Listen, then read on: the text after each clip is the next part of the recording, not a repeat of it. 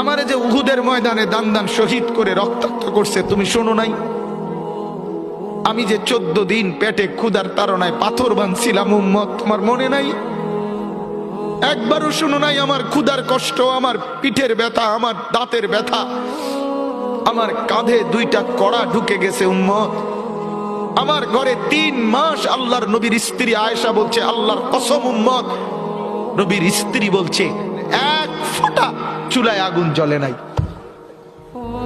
নওজোয়ান আপনারা বলেন বাপ, আজকে যাদের 1 বছর 6 মাস 2 বছর কোনদিন ফজরের নামাজ পড়েন না, দিনের পর দিন রাতের পর রাত যায়, এভাবেই 6 মাস, এভাবেই 1 বছর, এভাবেই 2 বছর, আপনি জানেনও না ফজরের ওয়াক্ত হয় কখন, ফজরের জামাত হয় কখন।